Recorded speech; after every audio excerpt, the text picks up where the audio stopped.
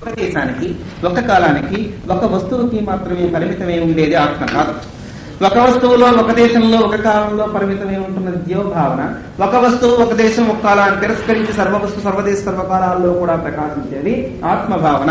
అమ్మవారు నిరంతర ఆ అంతరాన్ని హద్దులు లేకుండా ఉండేటువంటి అవధులు లేని అనుభవానంద గుణగష్టాలు అమ్మవారు కనుక అంతటా వ్యాపించి ఉందండి. ఎక్కడెక్కడ ఉంది ఆమె లేనిది ఎక్కడ? చీమలో, బ్రహ్మలో, శివకేశవాదులలో, ప్రేమ వీర వెలుగున స్వామి నన్ను బ్రోవగా. ఒక్కసారి నీ కరుణాకులసారి నా మీద పంపించు. శాఖ బ్రహ్మగారు అన్నారు, నేను ఇంతవరకు కోదండపాని మా ఇంట్లో ఆ గూట్లో మాత్రమే ఉన్నాడు అనుకున్నాను. నా బుద్ధి గుహలో నీ కరుణాకరణ ప్రసారం చేత ప్రకాశం వచ్చింది స్వామి. అందుచేత బాగా విచారణ చేసుకుంటే నువ్వు గూట్లోనే కాదు, జగత్ అంతటా వ్యాపించి ఉన్నావు. అంతటా వ్యాపించిన వాడిని గుర్తించి అర్చించే భాగ్యం నాకు లేక నా సులభం కోసం, నా సౌఖ్యం కోసం ఒక ఆకారం ధరించి గూట్లోకి వచ్చావు. అట్లా అర్చించిన పుణ్య వైభవం చేత ఆకారం నిరాకారంగా మారిపోయి నిర్వికారంగా ఉండే వస్తువు అంతటా వ్యాపకమైన తెలియబడి అఖండ మండలాకారం వ్యాప్తం ఏన చరాచరం తత్పదం దర్శితం ఏన తస్మై శ్రీ గురవే నమః. అంతటా ఉండే వస్తువును దర్శించగలిగే భాగ్యం నాకు వచ్చింది. ఈ భాగ్యం చాలదు, ఇంకా కావాలన్నారు. ఇంకా చాలా వచ్చేసిందిగా, వినడం వచ్చింది, అనుభవం వచ్చింది. విన్నంత మాత్రంలో అనుభవం వస్తే ఇంక చెప్పుకోవాల్సిన పనే ఉంది. గ్రంథాలయం ఉన్నాయి, చెప్పుకోవాల్సిన ఏ కార్యక్రమం లేదు. అది ఇట్టా, పకోడీ ఇలా ఉంటుంది ఇట్టా, పూరి ఇట్లా ఉంటుంది ఇట్టా, దోశలు ఇడ్లీ ఇట్లా ఉంటాయిట. విన్నా, చిన్నగానే అయిపోయిందా? అది ఎట్లా ఉంటుందో తిన్నవాళ్ళు చెప్పారు కానీ చేసే విధానం తెలియదు. చేస్తేనే కానీ, అది తింటేనే కానీ పూర్తి రుచి కాదు. కనుక నువ్వు చేసే ప్రతి కార్యక్రమాన్ని కూడా చేస్తున్న వాళ్ళ ద్వారా చూసి చేసి నేర్చుకునే అనుభవం పొందాలి. నువ్వు చేసేది ఇంతవరకు థియరిటికల్ నాలెడ్జ్, ఇప్పుడు ప్రాక్టికల్ నాలెడ్జ్ కావాలి. నువ్వు చేసే ప్రతిదీ కూడా ఆచరణ ప్రధానంగా ఉన్నప్పుడే అనుభవం కలుగుతుంది. అదే వరిస్తారండి. ఆమె అవ్యాజ కరుణామూర్తి కనుక నిష్కారణంగా ఆమెకి ఏ కారణం లేకుండానే అనుగ్రహిస్తుంది. కార్యకారణతయా స్వస్వామి సంబంధిత శిష్యాచార్య తదేవ పితృపుత్రాధ్యాత్మనా వేదతః.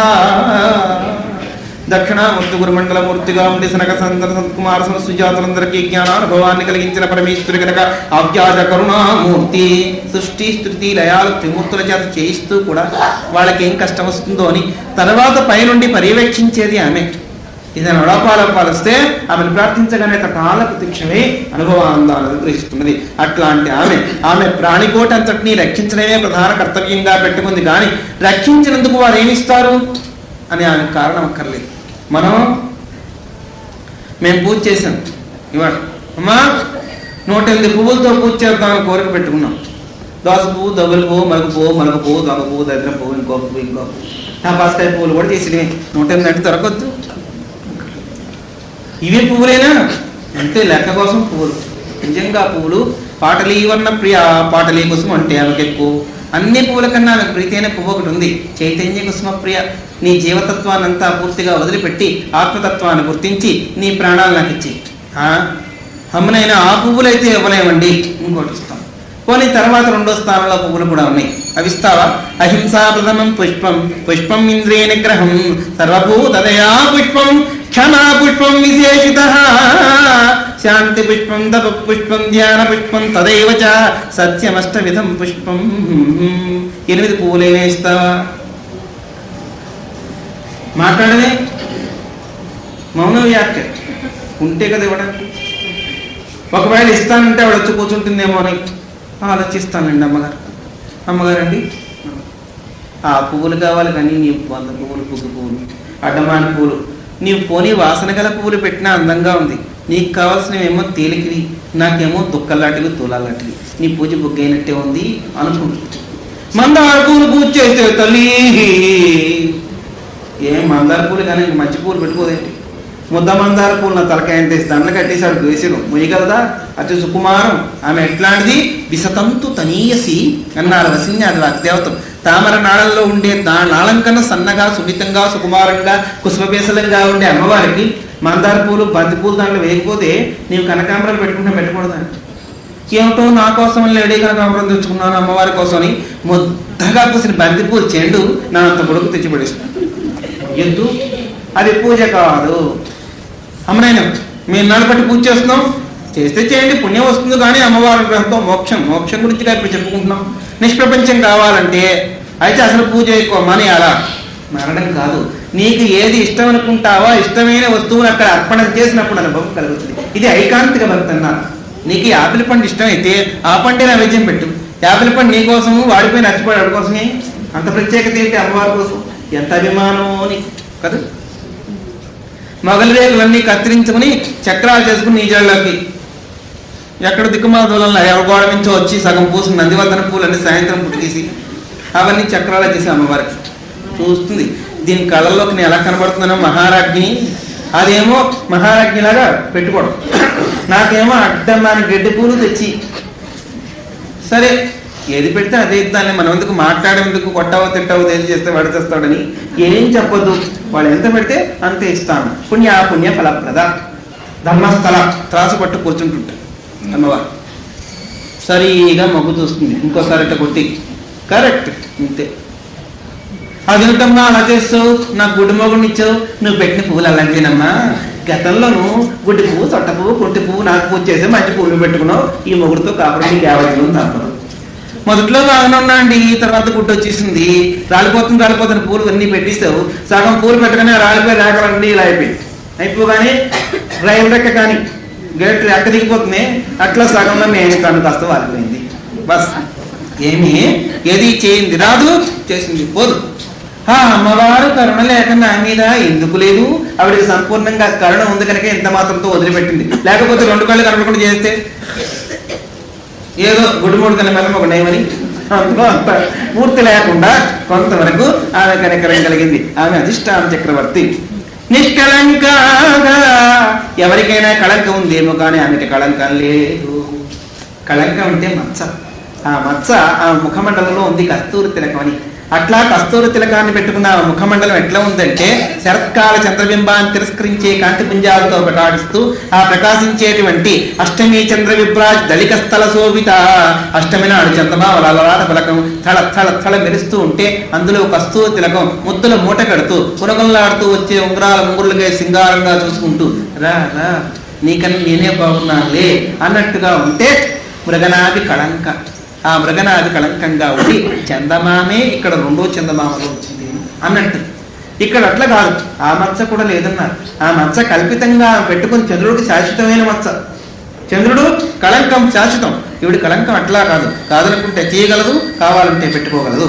అట్లా అంటే ఆమె కనుక నిష్కళంక. గుణంతో కాను, రూపంతో కాను, భావంతో కాను ఏ సంబంధం లేకుండా ఉండేటువంటి ఆమె కనుక నిష్కళంక. ఎవరితో ఏ సంబంధం లేదు, బహిర్గత అనుకున్నట్టుగా భావింపబడుతుంది. నిరుపాధి, ఉపాధుల్ని తానే కానీ ఏది కాదు. పుట్టిన చీమ దగ్గర నుంచి బ్రహ్మ దాకా అన్ని ఉపాధుల్లో తాను ప్రకాశిస్తుంది. తాను ప్రకాశిస్తేనే కానీ ఉపాధికి ఆ వైవిధ్యం, ఉపాధిలో ఉండే గొప్పతనం మనకు కనబడదు. కానీ ఏ ఉపాధి తాను కాదు, అన్ని ఉపాధులు తానే, ఏ ఉపాధి కాదు. అట్లా ఉంటుందా? ఉంటుంది. అన్నిట్లో ప్రకాశిస్తున్న ఏ వస్తువు తాను కానట్లుగా విద్యుత్ శక్తి ఉంది. గుత్తులు బల్బులు పెట్టుకున్నాం కదా, ఎరుపు, నీలం, ఆకుపచ్చ, పసుపు, ఇంకా ఎన్నో రంగులు. అన్ని గుత్తుల బల్బుల్లో అన్ని రంగులతోటి విద్యుత్ ప్రకాశిస్తున్నది. అందులో ఏ గుత్తి బల్బు విద్యుత్తు చెప్పగలరా? ఈ బల్బు విద్యుత్ శక్తి ప్రతిమది కాదు అంటారు. అర్థమైంది. ఎరుపు బల్బు నీ బొంద బల్బు, ఎరుపు బల్బు విద్యుత్. ఆకుపచ్చ అనేది ఆకుపచ్చ కూడాను. ఓహో అలా వచ్చారా? తెలుపు అది పోయింది. బల్బులు ఉన్నాయి, మోడల్స్లా మొహాలు పెట్టుకున్నాయి. ఏమన్నా ఉందా? విద్యుత్ శక్తి ఒక రూపం ఉందా, నామం ఉందా, గుణం ఉందా, ఆకారం ఉందా, వర్ణం ఉందా? ఏది చెప్పు. ఏమీ లేకపోయినా అన్నిట్లో ఉంటూ అన్ని తాననిపిస్తుంది, ఏది కాకుండా ఉంటుంది. అట్లాంటి ఆమె గర్భ నిరుపాధి, ఉపాధులకు ఉపాధిగా ఉంటూ ఏ ఉపాధితో సంబంధం లేకుండా ఉండే పూర్ణ ప్రజ్ఞ స్వరూపుని నిరీశ్వరాగా. ఈశ్వరత్వం, పూర్ణత్వం, నిరీశ్వరత్వం, ఈశ్వర తిరస్కారం చేసి ప్రకాశించేటువంటి స్వరూపం. ఈశ్వరుడితో కలిసి ఉంటుంది, ఈశ్వరుడితో కలవకుండా కూడా పని చేయగలదు. ఆత్మవస్తువు ప్రకృతితో కలిసి ప్రకృతిజన్యంగా ఉండేటువంటి గుణ కళ్యాణ దోషాలతో కూడుకుని ఆ ప్రకృతి వైభవాన్ని చూపించగలదు. లేదు ప్రకృతి లేనప్పుడు కూడా ఏకాంతంగా ప్రకాశించగలిగే ప్రజ్ఞానం ఉంది అంటున్నారు. సంగరతో వా సంగ విహీన యస్యత్ బ్రహ్మది రమతే చిత్తం నందతి నందతి నందత్యేవ అంటారు ఆచార్య భగవత్పాదులు. సంఘంలో ఉన్న వాళ్ళు హాయిగానే ఉంటారు, సంఘంలో లేకపోయినా హాయిగానే ఉంటారు. మనం సంఘం వదిలితే బతకలేము. ఆత్మతత్వం తెలుసుకున్న ఆత్మవేత్తలు అట్లా ఉండగలిగితే ఆత్మ ఎట్లా ఉంటుందో ఆలోచించండి. ఆత్మ ఇంత గొప్పది కనుక, దానికి సంఘం లేదు కనుక, సంఘంలో ఉన్నా లేకపోయినా దుఃఖం లేదు. ఉందా? నిరంతరం అనుసంధానం చేసుకుంటూ ఆత్మనివేదన చేసుకున్న మహనీయులందరూ ఏకాంతంలో కూర్చున్నారు. మనకి ఏకాంతంలో కూర్చోబెడితే బుర్రంతా పిచ్చెత్తిపోయి మళ్ళీ 4 రోజులు 10 మందిలో పడేదాకా ఏదో అయిపోయినట్టు కోల్పోయినట్టు. 10 మందిలో ఉండమంటే ఉంటాను కానీ ఏకాంతంలో ఉండలేము. వాళ్ళు ఏకాంతంలో ఉండగలరు 10 మందిలో.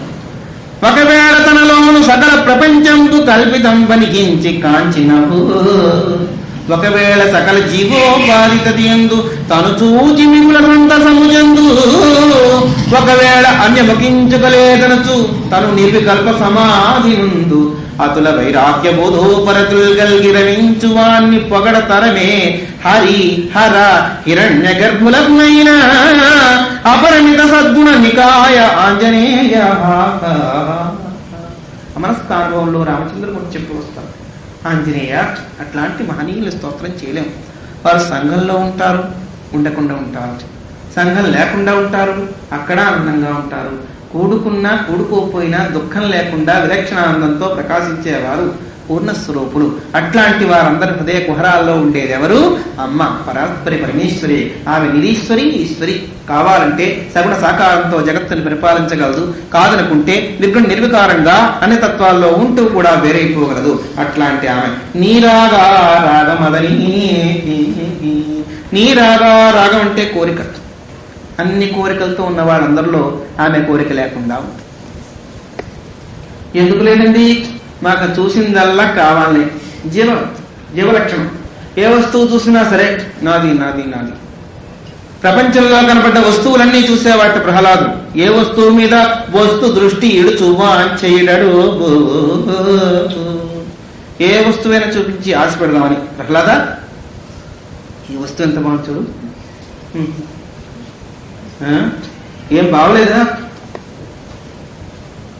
అదేంటయ్యా ఎంత మంచి వస్తువు చూపించినా ఏమో మా స్వామి కన్నా గొప్ప వస్తువే లేదు అని నారాయణ నామామృత పాన పరవసత్వం చేత తనుమరిచి తన్మయం పొందిన మహనీయ యోగనిష్ఠుడు.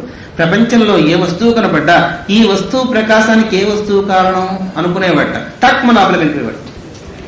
వీళ్ళకి ఆ వస్తువుకి ఏది కారణం అని ఆలోచించకుండా ఈ వస్తువు ఎంత బాగుందో ఈ వస్తువు ఇక్కడే అతుక్కుపోవడం. పేడకని పట్టుకుని కొడితే గోడకు అతుక్కుపోయి లప్పిడు, మళ్ళీ పీకితే గోడంతా కూడా ఖరాబు, గోడు ఖరాబు, అది రాదు. అట్లా పేడ పిడక గోడ కొట్టినట్టు అతుకుపోతూ సమస్తమైన సుఖాలని దుఃఖాలని అనుభవిస్తూ, దుఃఖాలను అనుభవిస్తున్నప్పుడైనా పోనీ మార్పు వస్తుందా అంటే రేపు కానీ ఎల్లుండి కానీ సుఖం రాకపోతుందా అని ఆలోచించుకుంటూ ఈ దుఃఖాన్ని భరిస్తాడు. తప్పిస్తే దుఃఖ నివృత్తి బ్రహ్మానంద ప్రాప్తి కోరడు. కానీ ఆమె కరుణపడిందంటే రాగమదని రాగం గల వారిని కూడా అనురాగ పంజరం నుంచి తప్పించి ఆత్మానందాన్ని పొందించగలదు. ఆమె నీరాగ, ఎవరితో రాగం లేదు కానీ ఉన్నట్టుగా పలకరిస్తున్నట్టుగా అమ్మ కదా. సంబంధం లేకపోయినా ఉన్నట్టు ఉంటే కానీ వ్యవహారం జరగదు. అంతమంది పిల్లలు చుట్టూ కూర్చుంటే అందరితో మాట్లాడుతుంది, అందరి పేర్లు చెప్తుంది, పలకరిస్తుంది, అమ్మ వచ్చావా అంటుంది. అనగానే ఎవరికి వాళ్ళే పొందుకోతుంటారు. మా పేర్లు ఎంత బాగా గుర్తో అమ్మకని. అందరి పేర్లు గుర్తే, అందరిలో ఉన్నది తానే కదా, ఎవరు వస్తువులు మర్చిపోతారండి. కానీ ఎవరితో సంబంధం లేదు.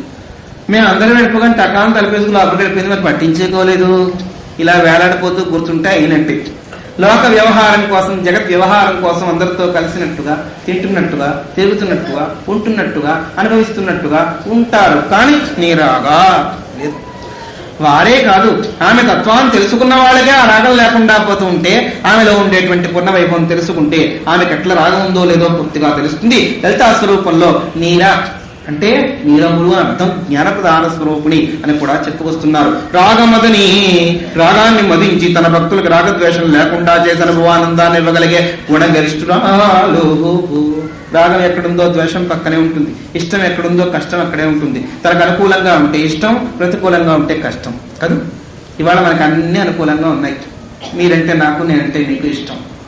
మీకేదో ప్రార్థించాలక, నాకేదో ప్రార్థించాలక కొంచెం లోపం రాగానే ఇన్ని మనుషులు వదిలిపెట్టి చెడ్డ జరిగిందని పట్టుకుంటాడు.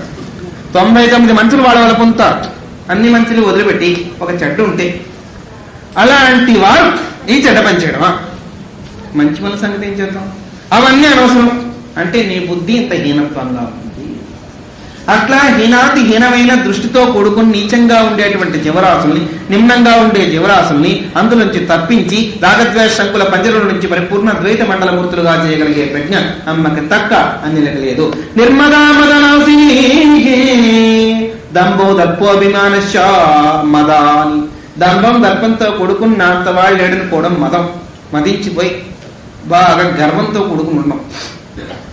ఏ పనికైనా అహంకారం ముందు వాడు వెనక. ఏమండి ఏం పని చేస్తారా? ఈ పని పూర్తవుతుందా? కాక కాక అవుతుందంటారా? దాని గురించి మర్చిపోండి, ఇంకా అవదనమాట. నేనేం చేయను, నేను అన్ని ఏర్పాటు చేశాను. నీ ఏర్పాటు ఒకటే. నీ ఏర్పాటు అనేది తెలియదు, నువ్వు ఏర్పాటు చేయడం. ఎప్పుడు వెళ్ళిపోతావు తెలియదు. ఇంకా ఆవిడ సినిమాకి వెళదాం అనుకున్నావు, కిళ్ళి వేసుకున్నావు, సోడా తాగిపోయి అక్కడ డాన్స్ చచ్చిపోయావు. వెళ్ళావు సినిమాకి. నీ ఏర్పాటు ఇటు ఉంది, సంకల్పం అటు ఉంది. వాడి ఏర్పాటు ప్రకారం నువ్వు వెళ్తావు కానీ నీ ఏర్పాటు ప్రకారం, నీ ఏర్పాటు ప్రకారం సినిమా, వాడి ఏర్పాటు ప్రకారం వాళ్ళ కాడు. ఇప్పుడు ఎవరి ఏర్పాటు అంటే నిర్దిష్టం? భగవంతుడి వాక్యం, భగవంతుడి ఏర్పాటు నిర్ణయం ప్రకారం వెళ్తావు కానీ నీ ఏర్పాటు ఏమైనా పనిచేసిందా? మనం ఏంటి? మనం గోరు కదపలేవు. సంకల్పం చేస్తే ఇంకాగదంటే ఏంటి? ఏది అవదనమాట. అట్లా మదం. అట్లాంటి వారికి నిర్మద మదనాశిని. వాళ్ళలో ఉండే పేలాపన కూడా ఆమెదే. పరాపశంతి మధ్యమ వైఖరి. వాళ్ళకి ఎంతంత ప్రారంభం ఉందో ప్రారంభానుకూలంగా తేలిస్తుంటుంది. బుద్ధి కర్మానుసారిని జరగబోయేది నాకు సూచన చేస్తూ ఉంటుంది. మీరు అటు వెళ్ళొద్దండి అని ఒకరి చేత అనిపించడం, వెళ్తే అని వీడి చేత అనిపించి వెళ్ళకూడదని కూడా పంపించి వాడి తాను చర్చలే చేస్తుంది. వాడు పోవాలి. పోయేకాలం దగ్గర పడ్డప్పుడు అహంకారం, కర్తృత్వం, భక్తృత్వం, మదం, గర్వం అన్నీ వచ్చేసి తుళ్ళిపోయి పండని ప్రాంతం దీపం మీద కలిసి అలవం భస్మని భగ్నమైపోయినట్టు చచ్చిపోవాలి. ఆ హిరణ్యకృష్ణుడు ఎంత వెరెత్తిపోయినాడు. వెరెత్తిపోయి ఆఖరాఖరులో మరీ శరీరం అంతా విజృంభణమైపోయి శరీరేంద్రియాలు తట్టుకోలేక ఏదో పెద్ద ఎలర్జీ వచ్చేసినట్టు అయిపోయి వినరా ఢింబక ఈ స్తంభంపున గరడే నీ చక్రి గిక్రి పొగరు గిక్రి ఎట్లున్నాడు? వినరా దింబక ఈ స్తంభంబున తూపవేణి కుంభిన్నీతల కూల్చగా. స్తంభంలో కానీ ఈనాడు ఉన్నవాడు దొరకలేదా? నీ తలకై సొరకాయలా పాతాళన పాతేస్తాను. పరమానందభరితుడు మహానుభావుడు. సత్వగుణోపేతం అక్కడ, రజోగుణం అక్కడ. అందుకని భాగవతంలో పత్తన గారంట రంజన భంజన నిమిత్తాంతరంగుడై హరి విజృంభణము చేసే అని. ఒకళ్ళని రంజించడం కోసం, ఒకళ్ళని భంజించడం కోసం అవతారవత్రైన మహానీయుడు స్తంభాంతగతుడై బహిర్గతానికి వచ్చారండి. ప్రహ్లాద రంజన, హిరణ్యకస్ప భంజన జరగాలి. 1 గంట అనురాగం, 1 గంట క్రోధాన్ని చూపిస్తూ వచ్చి స్వామివారు నిలబడ్డారు. పొంగిపోయినాడు. పోయే కాలం దగ్గర పడింది కదా. అరిచాడు ఎగిరాడు శాంతి పేలాపని అంటాం. చచ్చిపోయే ముందు ఎంత బాగా మాట్లాడేస్తారు. నిజంగా అని తెలివిగా మాట్లాడుతున్నారు అనుకుంటే అనుకుంటారు. అయ్యో అన్ని చచ్చిందండి చెప్పడం కాదు. ఏది ఒక్క మాట సరిగా ఉండదు. వీళ్ళకి వినడానికి అన్ని ఉన్నట్టుంటాయి బాలకోపాఖ్యానలా. అట్లా మదంతో, గర్వంతో, అహంకార కర్తృత్వాలతోటి తూలి తూలి తూలి తూలి నామకరణంతో అక్కడ హతమైపోతారు, వెళ్ళిపోతారు. ప్రహ్లాదులు అంత గొప్ప భాగవతోత్తములు గనక వాళ్ళ నాన్నగారు చెప్పే మాటలు భక్తవస్థల పటుండు పరమానందముల బాలవర్తనంబున నర్తనంబు చేసే నాలుపోతనగా. బాలుడు కనుక, భగవతత్వాన్ని పొందినవాడు కనుక, హరిపరతత్వంలో పూర్ణ ప్రజ్ఞ వచ్చింది కనుక వాళ్ళ నాన్నగారు అన్న మాటలకి పొంగిపోయి, నాన్న ఎన్నాళ్ళకి మంచి మాట అన్నావు, చూపించమన్నావా? ఆహా, మా నాన్న ధన్యుడైపోయినాడు. ఈ కోతేరలా ఇప్పుడు ముందు చంపేస్తాను, పొడి చేస్తాను ఇడి చేస్తాను కానీ వినరాడింబగా వాణి భృత్యుని వలె భటుని వలె పొగుడుతున్నారు మీరేమే అని పరమానందంతో బాలవర్తం నర్తనం చేశాట. ఎవరండి? భక్తవస్థల పటుండు. పిలిస్తే పలుకుతాడు భగవంతుడు. అట్లా చేసుకుని గుప్పెట్లో పెట్టుకున్నాడు. ఆత్మానుభవంలో పొందగ జ్ఞానంతుడే అలా పెట్టుకున్నారు కనుక పిలిచారు. ఆకారంతో వారు వచ్చారు. వీరి చావు మూడి. మనం పిలిస్తే వస్తాడో రాడో తెలియదు, కానీ విశ్వాసం లేదు. మన మీద మనకే నమ్మకం లేదు. ఏమండి రేపు 4 గంటలు లేస్తారా? అలా మనం పెట్టుకున్న తర్వాత దైవేచ్ఛ అంటే నీ సంగతి కూడా నీకు నమ్మకం లేదు కదా. ఇంకా ఒళ్ళని శాసించే ప్రజ్ఞ ఎట్లా? మీరు జపం చేస్తామండి, తమరు చేస్తారా? నా సంగతి ఎందుకు? నీ సంగతి నీకు చేత కానివాడు. నీ కళ్ళు నిద్రపోకుండా ఆపుకోలేవు. నీ నోరు ఆవలించకుండా ఆపుకోలేవు, నీ మఠం స్థిరంగా ఉంచుకోలేవు, నీ నడువు వంగిపోకుండా చూసుకోలేవు, అందరికీ మాత్రం యోగ సూత్రాలు చెప్పాడు నువ్వు. ఏమనుకోలేదు కన్నా ఇంకేముందా? ఒక్కసారి ఆలోచిస్తే మదనాది మదాన్ని గర్వాన్ని పోగొట్టను ఆనందాన్ని ఇచ్చేటువంటి అధిష్టాన స్వరూపిణి నిశ్చింత, ఆమెకే చింత లేదు, దుఃఖం లేదు. చింత దుఃఖం ఎందువల్ల వస్తుందండి? అక్కర్లేని ఆలోచించుకుంటే. చదువు ఉన్నావు, బతుకుతున్నావు, గతం అంతా ఎందుకు ఇప్పుడు ఎందుకు?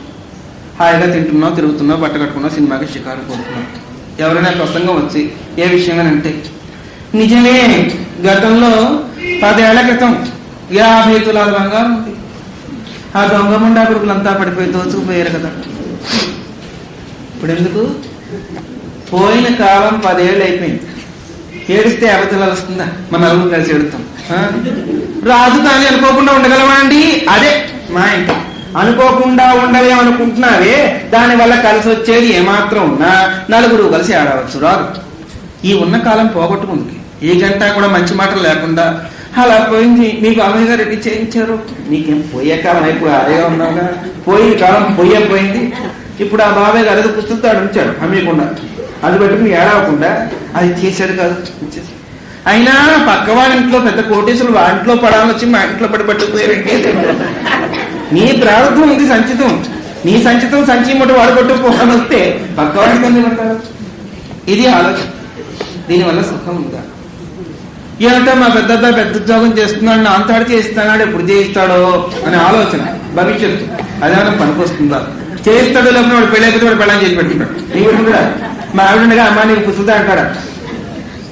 ఏమో బుద్ధంటే మారుతుందో రేపు గురించి ఆలోచించకు, జరిగిపోయిన దాని గురించి విచారించకు. చింత నాస్తికిలా ఈ రోజు మంది కనుక ఈ రోజు సార్థకం చేసుకుంటూ ఎవరైతే జీవిస్తారో వారి జీవితం కథనావాది కాదు. చింత నాస్తి కిల తేషాం చింత నాస్తి కిల శమదమ కరుణ సంపూర్ణానాం శమదమ కరుణ సంపూర్ణానాం సాధు సమాగమ సంకీర్ణానాం చింత నాస్తి కిల తేషాం. ఎప్పుడూ చింతించవద్దు. ఆనందాన్ని, శమాన్ని, దమాన్ని, ఉపరతిని, తితిక్ష, శ్రద్ధ, సమాధానాన్ని సంపాదించుమా. ఎంత చింతించినా దుఃఖం వల్ల సుఖం కాదు. సుఖాన్ని పొందగలిగే ప్రజ్ఞ ఆమె కరుణతో రావాలి. ఆమె నిశ్చింత. తులి నిందాస్తుతిరిమోని సంతుష్టో ఎనకేంచిత. ప్రతి దాన్ని చిరునవ్వుతో ఎదుర్కొనే ప్రజ్ఞ అనుకుంది. ఆ ప్రజ్ఞ ఒక వరం అంట. కొంతమందికి అట్లా ఉంటుంది. ఎవరు ఏమన్నాండి, నిన్నే నవ్వొకటి మొహానికి చూడలా ఉందో, చేతకాని మొహానికి సింగారం నవ్వు మళ్ళీ ఒళ్ళు మండిపోతుంటే యువతలో చచ్చిపోతుంటారు, తెప్పలు పడిపోయి అవతల కథలు. అది స్తంభం గోడ. అది ఒక వరం. అందరూ నవ్వలేరట్లా. నవ్వుదాం అనుకుంటారు. ఎప్పుడు నవ్వుదామన్నా వాళ్ళకి ఏడుపు కళే కానీ నవ్వు కళ ఉంటుంది. ఒకవేళ బలవంతంగా నవ్వినా కళ అలవాటైపోయి అదే కళ. కొంతమంది ఏడ్చినా చిక్కలు ఉంటుంది, నవ్వుగా ఉంటుంది. ఆ చెక్కలు చేర్చిపెట్టినట్టు. కొంతమంది ఏడక్కర్ లేకుండా నేనేమో మీ దగ్గరికి వద్దాం అనుకుంటూ ఉంటే అని ఆ మాట ఏంటంటే అవి తీరంతే. నా దగ్గరికి వచ్చి నమస్కారం చేయడానికి, మాట్లాడడానికి అంత ఏడుపోయింది. అబ్బాయి ఏడుపు కాదండి బాబు, నాకు ఎప్పుడు అంతే. ఆ మాట కూడా ఏడిపే. కలకల నవ్వగలిగే ప్రజ్ఞ అందరికీ ఉండదు. అది ఒక వరం ఈశ్వరుడిచ్చింది. అనేక జన్మల సంస్కారం చేత జీవుడు పూర్ణాధికారి అయితే దుఃఖాన్ని కూడా చిరునవ్వులతో ఎదుర్కొంటాడు. వాడికి ఆ శక్తి ఉంటుంది. వీడికి చిరునవ్వుల్ని దుఃఖంతో ఎదుర్కొంటాడు. వీడికి ఏడుపే ప్రధానం. అట్లాంటి దుఃఖం నుంచి నశింపజేస్తుంది. నిశ్చింత నిరహంకార. అహంకారం ఉన్నవాడు అహంకారం పోగొట్టను ఆనందాన్ని గ్రహించగలదు. నిర్మోహ మోహనాశిని. నిర్మోహ, ఆమెకు మోహం లేదు. ఆమె ఆశ్రయించిన వారి మోహం నశింపజేస్తుంది. మోహం అంటే అలా అతుక్కుపోవడం. ఏ వస్తువు చూస్తే వస్తువు మీద ప్రేమ. ఆ ప్రేమనే బాగా అతుక్కుపోతే మోహం అన్నారు. పిల్లలంటే మోహం, పెళ్ళ అంటే మోహం, ఇల్లు అంటే మోహం, డబ్బు అంటే మోహం. ఒక్క స్తంభాన్ని కూడా గట్టిగా పట్టుకోలేదు. మా ఇల్లండి వాటేసుకో స్తంభం. అమ్మో నా సందిలో సరిపోతుంది. మరి ఇల్లు పట్టించుకున్నా మనసులో పెట్టుకున్నాను కానీ పైకి పట్టుకోలేను. పైకి పట్టుకోవడానికి పనికిరాది మనసులో పెట్టుకుని గందరగోళం అయిపోయి విచారపడ్డమే కానీ ఈ ఇల్లు నీ ఇల్లా అయితే ఉన్నంతకాలం కాదా? అవును.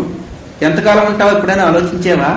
కనుక వచ్చిన వాళ్ళందరూ పోతూనే ఉన్నారు. పోయే వాళ్ళు మనం కూడా పోవడానికి సిద్ధంగా ఉన్నాం. పట్టుకుని వేలాడితే లాభం లేదు కనుక చీమలు పెట్టిన పెట్టుల పాముల గిరువేని ఎట్లు పామరుడు తగన్ హేమంబు కూడబెట్టి భూమి సులకిచ్చు. కూడబెట్టి ఓడిపోయేవడమే కానీ నీకు సుఖం లేదు. కూడబెట్టింది దానం ధర్మం త్యాగం చేసుకుని ముందుకేమో వచ్చే డిపాజిట్ చేసుకుంటారు కొందరు.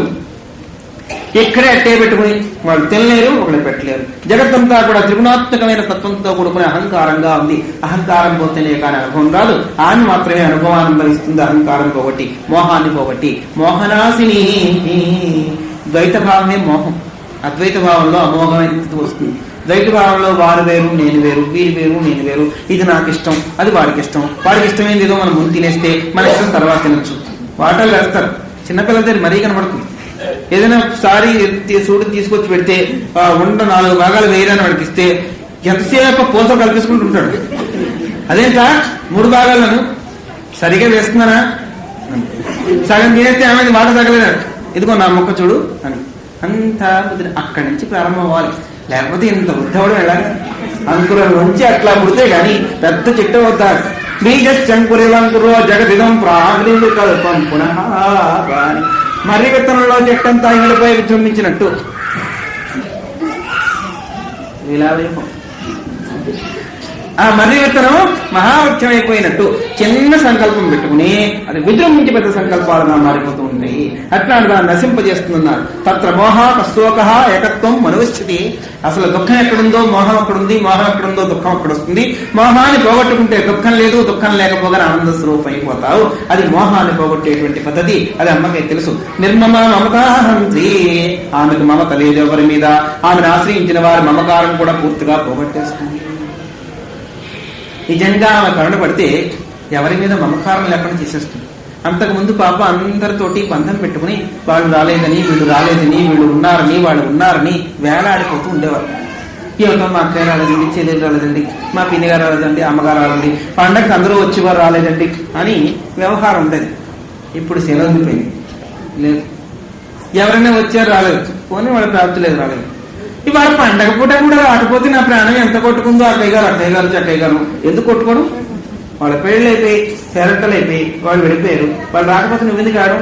వాళ్ళ ఆయన దగ్గర సుఖంగా నాకు అఘోరించట్లేదు కదా, నీకు ఎందుకంత బాధ? నిజమే, ఏమి ఇంకా పేరు కానీ దమ్మిడి వాళ్ళు రాలేదు.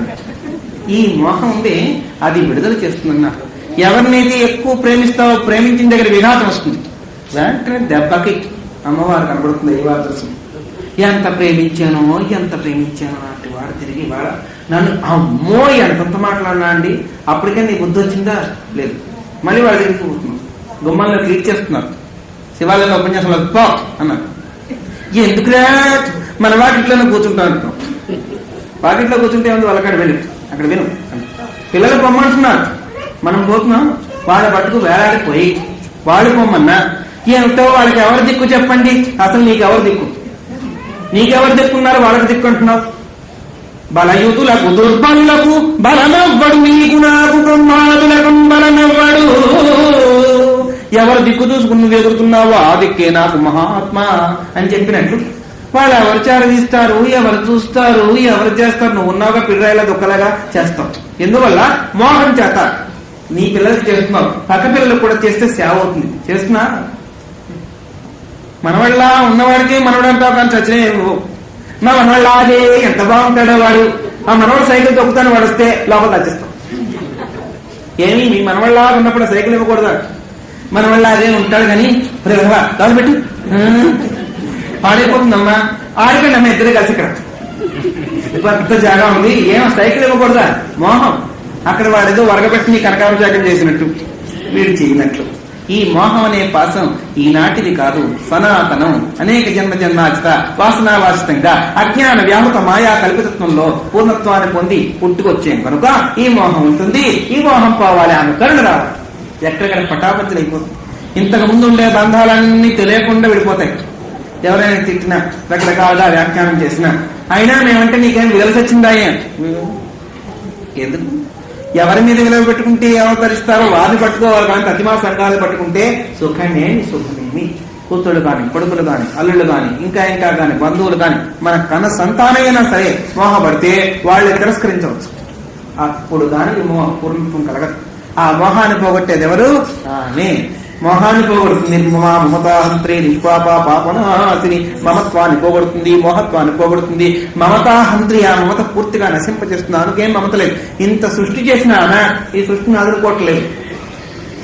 బాగా పిసరంత ఇల్లు కట్టుకుంటే, మా ఇల్లండి మీరందరూ గృహప్రవేశానికి రావాలి, మా ఇంట్లోనేమో మేమంతాను రేపు అవుతున్నాం, మా ఇంట్లో ఏమో మాయా ప్లస్ ఇల్లు మా ఇల్లు అంటే మా ఇల్లు, మా ఇంట్లో నీ గృహప్రవేశం, దానికి మాయమేళం అంతా ఆవాహన కదా. ఎందులో సత్యత్వం ఉంది?